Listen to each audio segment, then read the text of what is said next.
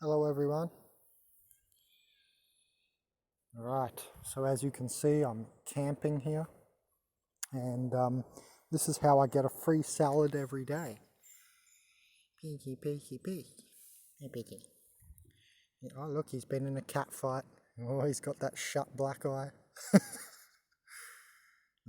Little animal. Hey, oro, which means gold. Little gold. Peeky, peek. Okay. So this is how I get a salad here in the camping ground every day, if I want it. So let's start here. Yes, that is a bit of grass that's accidentally in there. However, I can keep it in there, which I'm going to do because it's the only plant that we know soaks up all the minerals and just grows everywhere. So it's got to have some superpower. Hey, and it's going to have plenty of minerals that this one might not have. And this is, so yeah, you can put a bits of grass in there, and what you want to do is get the little twirly bits of grass which have only just sprung up, not the old grass, of the bunch which has been sitting there for a month because it's got cell hardened by the sun, So you want to get the new fresh grass, which is like always twisted. Anyway, so you can definitely throw that in a salad. But here is, can anybody identify this one? Guess what this is? Dock herb, very common. And if you eat it just like this, it tastes a little bit lemony. That's one way you identify it. Now, this next one, I'm so glad it's back, and it's only, autumn. It's not even in winter yet. So you can see they're very new, very small. This is chickweed. If I split the chickweed, you see that bit there, the really hair-like fine part? You can barely see to the right. That's actually, if I had my other hand, I could pull that. Not the bit on the left, but the bit on the right here.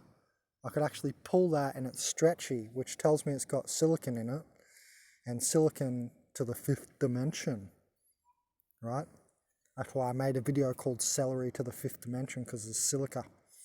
Remember what it does, helps you conduct energy and electricity. That's why it's used in phones and stuff. It's like an insulator conductor thing, right? So you're not going to break down as quick as if you only eat dock herb. Because I did a boil test. Well, basically in this pot here, sometimes I cook like a pot roast without a chicken or something, just the veggies, and then I put in, like just potatoes, like sweet potatoes, normal potatoes, pumpkin, and so on.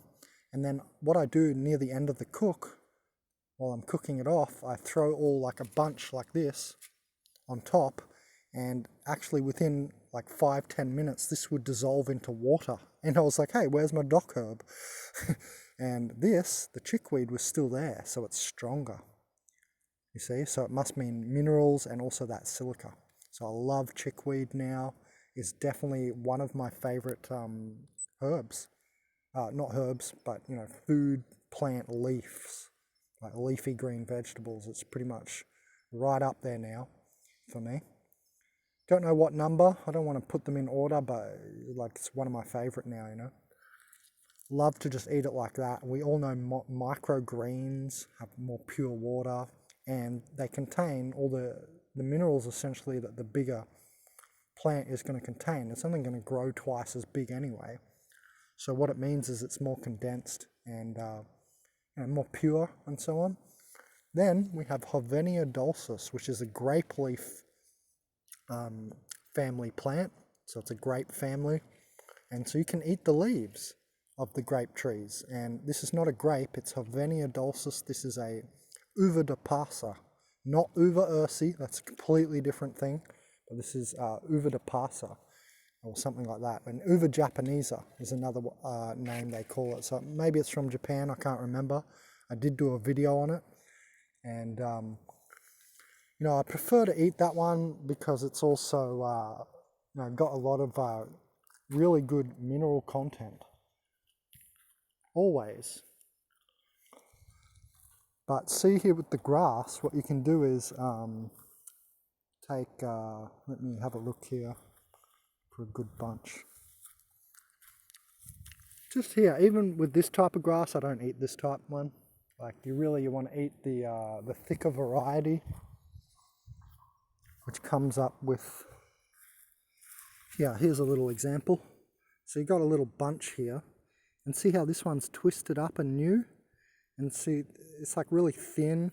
So that's the stuff you're going to eat. So you can just kind of grab, I guess, the middle of the bunch if you're in a hurry, because it's a bit meticulous to just pick these little ones. But this is a perfect example, you see.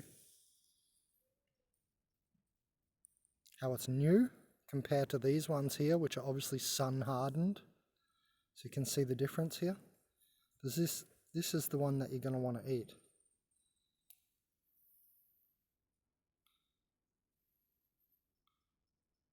Okay. Oop. So that's 1, 2, 3, 4 already. And you know, I just get this, I use the young leaves, I just tear it up. And you know, just tear it up into bits, into little pieces, put it in there. Squeeze some lemon or something over there, or some sour orange. Now, you can't see it from here, but I want to try and show you this one because I can't go down there in my Crocs. It's too hectic a journey. Let's see if we can see it. Yeah, there we go. So you can see down here, if we zoom right in, you're going to see just the riverbed there. And all over there, there's this like herb or a green leaf. I call it river parsley. I have no idea what its actual scientific name is, but there's a whole ton of it. You see it there? Just all of that green there in between the tree. You can really see it well. So it's just, it's not shaped like parsley. It's like round, oval.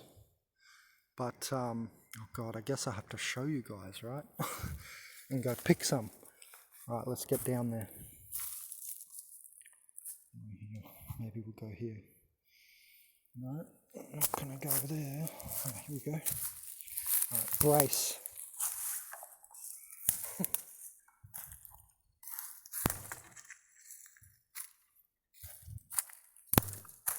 Oh God, that's not a good way.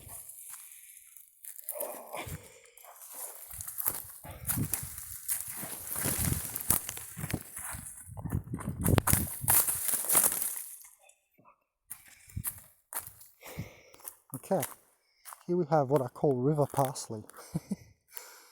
So it's very abundant here. And you can definitely eat this. It dissolves very quickly in your mouth. So it's another really good green. That's why I call it river parsley. It looks a little bit like parsley. But the thing is, you know, it breaks down really nicely. And I like this because it's absorbable. So I'll just grab a handful of this. A few of these, just for the sake of the video. Oops. Just grab a few for the sake of the video to show you guys, and head back up. And all I really do is, you know, sprinkle some spices on there. Hold on. And then some like lemon and some olive oil, or whatever oil you have. And that's how I make my dressing. So that ends up being my dressing for the salad. Just a squeeze of sour orange or lemon, because I get sour orange here for free, because I have a whole tree. I have a whole tree that I use in the neighborhood here of sour orange. Just whack them in. And look, this is a tiny little salad because I'm quickly going to do another activity. So I just wanted to show you this. I really just made this to show you guys. I'm going to put a packet of olives on there. I've got a packet of pitted olives. Just going to throw them in there.